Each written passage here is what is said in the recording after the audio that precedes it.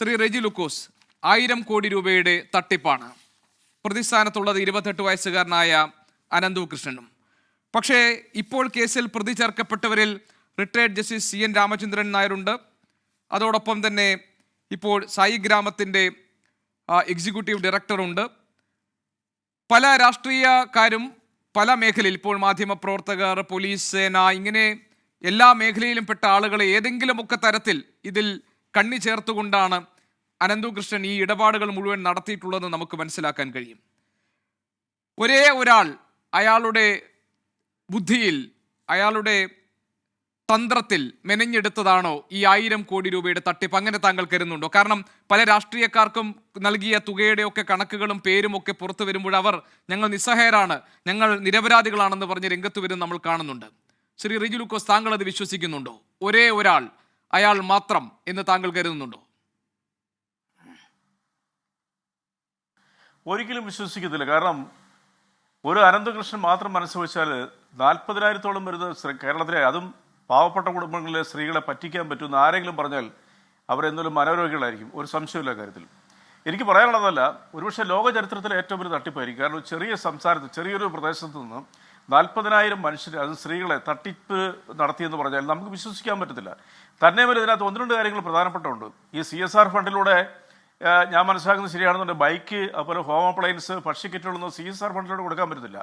അതാണ് ആദ്യം മനസ്സിലാക്കേണ്ടത്. എന്തുകൊണ്ടാണ് ഇതിന് കൂട്ടുനിന്നവരും മറ്റുള്ളവരും ഈ CSR ഫണ്ടിനെ കുറിച്ചൊന്ന് ചെറുതായിട്ടെന്തെങ്കിലും അവരൊരു അന്വേഷണം നടത്തായിരുന്നത്?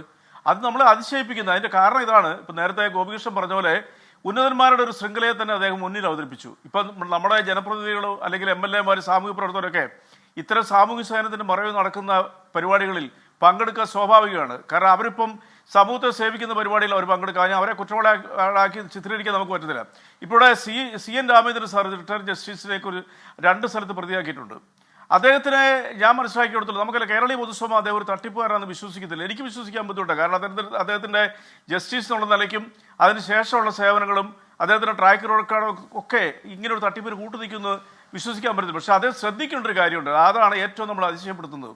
ഒരു റിട്ടയർഡ് ജസ്റ്റിസ് എന്നുള്ള നിലയ്ക്ക് CN രാമചന്ദ്രൻ സാറ് ഈ 1 രൂപ പോലും CSR ഫണ്ടിൽ നിന്ന് കിട്ടാതെ കൊണ്ട് CSR ഫണ്ട് നൽകിയ കമ്പനികൾ ഏതാണ്, അവരുടെ നോംസ് എന്താണ്, അത് എങ്ങനെ കിട്ടും, ആർക്ക് കിട്ടും, ഈ സീഡ് എന്ന് പറയുന്ന NGO-ക്ക് അതിനുള്ള യോഗ്യതയുണ്ടോ? ആ യോഗ്യത ഉണ്ടെങ്കിൽ അവരുടെ ഇന്നലകളിലെ പ്രവർത്തനങ്ങൾ അനുസരിച്ച് CSR ഫണ്ട് റിലീസ് ചെയ്യാൻ പറ്റത്തുള്ളൂ. അപ്പോൾ ഒന്ന്. രണ്ടാമത്, കേന്ദ്ര സർക്കാർ ഇതിൻ്റെ സഹായത്തോടു കൂടിയാണെന്ന് പറയുമ്പോൾ ഇതൊന്നും നോക്കാതെ കൊണ്ട് അതിൻ്റെ ഉപദേശകനായി അദ്ദേഹം പ്രവർത്തിച്ചത് വാസവനാണ്. അദ്ദേഹത്തിൻ്റെ നോട്ടപ്പശയാണ്. ഞാനതുകൊണ്ട് അദ്ദേഹത്തിന് ഒരു കുറ്റവാളിയായിട്ട് കാണുന്നില്ല. അദ്ദേഹത്തിൻ്റെ ശ്രദ്ധക്കുറവുണ്ടെന്നുള്ള യാതൊരു തർക്കമില്ല കാര്യത്തിൽ. പിന്നെ രണ്ടാമത്തെ കാര്യം എന്ന് പറയുന്നത്, ഇവിടെ ഇപ്പോൾ പ്രത്യക്ഷത്തിൽ പറഞ്ഞിരിക്കുന്ന പല പേരുകളും ശരിയല്ല എന്ന് എനിക്ക് തോന്നുന്നു. കാരണം നമ്മുടെ ഇടുക്കി ജില്ലാ പ്രസിഡന്റ് സഖാവ് വർഗീസിൻ്റെ പേര് വലിച്ചഴിച്ചിട്ടുണ്ട്. 25 ലക്ഷം രൂപ അദ്ദേഹത്തിന് കൈമാറിയതായിട്ട് പറയുന്നു. അദ്ദേഹത്തിന് കൈമാറിയെന്ന് പറയുന്നിടത്ത് ഈ പറയുന്ന അനന്തു കൃഷ്ണൻ ആവശ്യപ്പെട്ടിരിക്കുന്നത് തങ്കമണി കോഓപ്പറേറ്റീവ് ബാങ്കിൽ നിന്നാണ്. പക്ഷേ തങ്കമണി കോഓപ്പറേറ്റീവ് ബാങ്കിൻ്റെ പ്രസിഡന്റ് ഇന്ന് മാധ്യമങ്ങളോട് പറയുന്നു അങ്ങനെ ഒരു ട്രാൻസാക്ഷൻ ഈ ബാങ്കിൽ നടന്നിട്ടില്ല, അദ്ദേഹത്തിന് അക്കൗണ്ട് ഇല്ല. ഇനി അക്കൗണ്ട് ഇല്ലെങ്കിൽ മറ്റൊരാളുടെ അക്കൗണ്ടിലേക്കും അങ്ങനെ ഒരു ട്രാൻസാക്ഷൻ നടന്നിട്ടില്ല എന്ന് പറയുമ്പോൾ എനിക്ക് തോന്നുന്നു ഈ അനന്തു കൃഷ്ണൻ, ഈ സായിഗ്രാം ട്രസ്റ്റിൻ്റെ എക്സിക്യൂട്ടീവ് ഡയറക്ടർ ആനന്ദകുമാറും അതുപോലെ തന്നെയുള്ള ഈ എറണാകുളത്തെ പ്രമുഖനായ രാഷ്ട്രീയ BJP നേതാവ് AN രാധാകൃഷ്ണനെ പോലുള്ളവരൊക്കെ മുന്നിൽ നിർത്തിക്കൊണ്ട് നടത്തിയ ഈ തട്ടിപ്പില് ഇതുപോലുള്ള ആളുകളുടെ പേര് പറഞ്ഞാൽ അവിടെ ഒരു ചെറിയ സംശയം. ഇപ്പൊ താങ്കൾ പറഞ്ഞത് ഈ CSR ഫണ്ട് വെച്ച് ഇപ്പൊ എന്തൊക്കെയാണ് കൊടുക്കും എന്ന് പറഞ്ഞത്? 2 ചക്ര വാഹനങ്ങൾ, ലാപ്ടോപ്പ്, താങ്കൾ പറഞ്ഞതുപോലെ തയ്യൽ മെഷീൻ, പിന്നെ അതേപോലെ തന്നെ ജൈവ വളം കൊടുക്കും എന്ന് പറഞ്ഞു കർഷകർക്ക്, പിന്നെ ഭക്ഷ്യ കിറ്റുകൾ വിതരണം ചെയ്തു. അപ്പോൾ ഇതൊന്നും ഒരു CSR ഫണ്ട് ഉപയോഗിച്ച് നടത്താൻ കഴിയുന്നതല്ല എന്നാണ് താങ്കൾ പറയുന്നതെങ്കിൽ, ഇതിലെ ഈ പാതിവില പദ്ധതി, ഈ പ്രൊജക്റ്റ് ഉണ്ടല്ലോ, പാതിവിലയ്ക്ക് കൊടുക്കാം എന്ന പ്രൊജക്റ്റ് തന്നെ, അതിൻ്റെ മുഴുവൻ ചുമതലയും ഈ അനന്തു കൃഷ്ണൻ ഏൽപ്പിച്ചു കൊടുക്കുന്നത് NGO കോൺഫെഡറേഷൻ്റെ നേതൃസ്ഥാനത്ത് നിൽക്കുന്ന, അതായത് ചെയർമാനായി നിൽക്കുന്ന സായി ഗ്രാമത്തിൻ്റെ ഗ്ലോബൽ ട്രസ്റ്റ് എക്സിക്യൂട്ടീവ് ഡയറക്ടർ കൂടിയായ KN അനന്തകുമാറാണ് എന്നതുകൊണ്ട് തന്നെ ഇത് അപ്പോൾ അങ്ങനെ ഒരു കൂട്ടുത്തരവാദിത്വത്തിൽ നടന്ന ഒരു തട്ടിപ്പ്, അതിൽ രാഷ്ട്രീയക്കാരെയൊക്കെ കണ്ണി ചേർക്കാം, മാധ്യമപ്രവർത്തകരെ ഉൾപ്പെടുത്താം, പോലീസ് സേനയിലെ ആളുകളെ ഉൾപ്പെടുത്താം, അങ്ങനെ സമൂഹത്തിൻ്റെ ഏറ്റവും മുകളിൽ തട്ടി നിൽക്കുന്ന ആളുകളെ എല്ലാം ഉൾപ്പെടുത്തിക്കൊണ്ട് ഒരു ബൃഹത് പദ്ധതി തയ്യാറാക്കാം എന്നൊക്കെ ഒരു മികച്ച ആസൂത്രണത്തിൻ്റെ ഫലമായി നടപ്പാക്കപ്പെട്ടതാണ് എന്നാണോ ശ്രീ റെജി ലൂക്കോസ് താങ്കൾ പറയുന്നത്? അങ്ങനെയാണെങ്കിൽ ഇപ്പോൾ താങ്കൾ പറഞ്ഞു ഈ CV വർഗീസിനെതിരെ ഉന്നയിക്കപ്പെട്ട ആരോപണം വ്യാജ ആരോപണമാണെന്ന് പറയുന്നു. മാത്യു കുഴൽനാടൻ ഇന്ന് മാധ്യമങ്ങളെ കണ്ട് അദ്ദേഹം പറഞ്ഞു എനിക്കെതിരെ ഉന്നയിച്ച ആരോപണവും വ്യാജമാണ്. അതിന്ന് ഇയാൾ തന്നെ, ഈ അനന്തുകൃഷ്ണൻ തന്നെ മാധ്യമങ്ങളോട് പറഞ്ഞു. ഫ്രാൻസിസ് ജോർജ് എം പിക്കെതിരെ ആരോപണം ഉന്നയിക്കുന്നു. അദ്ദേഹത്തിന്റെ നിരപരാധിത്വം പറഞ്ഞുകൊണ്ട് രംഗത്ത് വന്നിട്ടുണ്ട്. അങ്ങനെയാണെങ്കിൽ ഇവരുടെയൊക്കെ പേര് ചുമ്മാതങ്ങ് വലിച്ചിഴയ്ക്കാം എന്ന് അനന്തുകൃഷ്ണൻ കരുതിയിട്ടുണ്ടാകുമോ? അതല്ല, ഇവരെയെല്ലാം ഒന്ന് പേടിപ്പിച്ച് നിർത്താം, ഇനിയും ആളുകൾ പുറത്തുണ്ട്, അവരിലേക്ക് സൂചന നൽകുന്ന ഒരു ഹിന്റ് ഇട്ടുകൊടുക്കുകയാണോ അനന്തുകൃഷ്ണൻ ചെയ്യുന്നത്? അതായത് അയാൾക്ക് പുറത്തിറങ്ങാനുള്ള ഒരു മാർഗം അയാൾ ഇതിലൂടെ കണ്ടെത്തുകയാണോ? അല്ല, അങ്ങനെ സംശയിക്കേണ്ടിയിരിക്കുന്നു. ഇപ്പം ഞങ്ങളുടെ രാഷ്ട്രീയ എതിരാളിയാണെങ്കിലും മാത്യു കുഴൽനാടനെ കുറിച്ചൊന്ന് വാർത്ത പുറത്തു വന്നതും അദ്ദേഹം 7 ലക്ഷം രൂപ കൈപ്പറ്റിയെന്നും അങ്ങനെയൊക്കെ വന്നപ്പോഴത്തേക്കും അത് സ്വാഭാവികമായിട്ടും ഒരു വ്യക്തിഗതിയായിരുന്നു. മാത്യു കുഴൽനാടൻ കേരളത്തിൻ്റെ മുഖ്യമന്ത്രി പിണറായി വിജയൻ്റെ മകളെക്കുറിച്ച് നിയമസഭയിൽ പലതവണ അവരുടെ സ്വഭാവത്തെ പോലും അല്ലെങ്കിൽ അവരുടെ നിരപരാധിത്വം, ഒരു സ്ത്രീ എന്നുള്ള അവകാശത്തെ പോലും ലംഘിച്ചുകൊണ്ട് അദ്ദേഹം പലതവണ നിയമസഭയിൽ CSR നമ്മുടെ CMRL ഫണ്ട് വാങ്ങിച്ചു എന്ന് പറഞ്ഞുകൊണ്ട്, അല്ലെങ്കിൽ അവർ ഒരു പണിയും ചെയ്യാതെ കാശ് പറ്റിയെന്ന് പറഞ്ഞുകൊണ്ട് ആരോപണങ്ങളിൽ പലതും ഉയർത്തി. പക്ഷേ ഞങ്ങളെ സംബന്ധിച്ചോളം ഞങ്ങൾ അങ്ങനെ പറയത്തില്ല. കാരണം വെച്ചാൽ ഈ പ്രതി തന്നെ ഇന്ന് മാധ്യമങ്ങളോട് പറഞ്ഞു മാത്യു കുഴൽനാടൻ പൈസ വാങ്ങിച്ചിട്ടില്ലെന്ന് പറഞ്ഞു. അതുകൊണ്ടാണ് ഞാൻ ആ ചർച്ചയുടെ തുടക്കത്തിൽ അത്തരം കാര്യങ്ങൾ പറഞ്ഞു. അത് അങ്ങനെ പറഞ്ഞ സ്ഥിതിക്ക് അദ്ദേഹത്തിന് വ്യക്തിപരമായിട്ടുള്ള പല കാര്യങ്ങളെയും നമ്മൾ സംശയത്തിന് നിലയിൽ നിർത്തുന്നുണ്ടെങ്കിൽ പോലും, വ്യക്തിപരമെന്ന് ഞാൻ ഉദ്ദേശിച്ചത് അദ്ദേഹത്തിൻ്റെ സൈലന്റ് വാലി, ഇവിടെ നമ്മുടെ ബൈസൺ വാലിയിൽ അദ്ദേഹം മേടിച്ച ഭൂമി, ബൈസൺ വാലി അല്ല, അതിന് കിഴക്കേ പ്രദേശത്ത് അദ്ദേഹം മേടിച്ച ഭൂമിയെ സംബന്ധിച്ചുള്ള നികുതി വെട്ടിപ്പിനെ കുറിച്ചൊക്കെ ഇവിടെ ക്ലിയർ കസ്റ്റായിട്ട് വന്നതാണ്. അദ്ദേഹം പല രീതിയിലുള്ള ആക്രമണങ്ങൾ രാഷ്ട്രീയപരമായി നടത്തിയിട്ടുണ്ടെങ്കിലും അദ്ദേഹം ഫണ്ട് വാങ്ങിച്ചിട്ടില്ല എന്ന് പറയുമ്പോൾ തീർച്ചയായിട്ടും അദ്ദേഹത്തിനെ മാത്രം ഫ്രീ ആക്കിയാൽ പോരല്ലോ.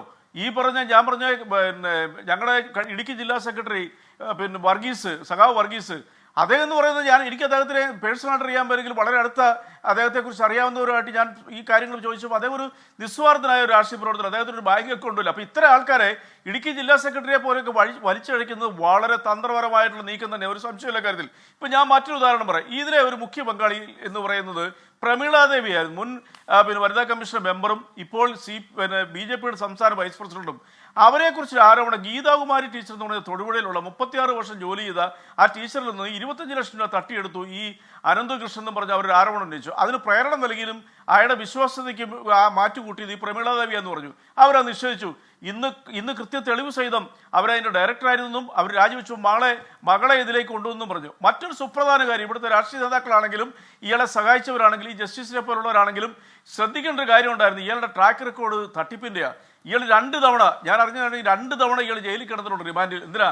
സ്വന്തം നാട്ടിൽ തട്ടിപ്പ് നടത്തുന്നതിൻ്റെ പേരിൽ. ഇപ്പൊ സ്വാഭാവികമായിട്ട് അങ്ങനെ ഒരാള് ഇങ്ങനെ ഒരു തട്ടിപ്പോയിട്ട് വരുമ്പോഴത്തേക്കും ഇയാൾ ആരായിരുന്നു ഇന്നലെ എന്നുള്ളവരെ വളരെ നിസ്സാരമായിട്ട് കണ്ടുപിടിക്കാവുന്നല്ലേ ഉള്ളൂ.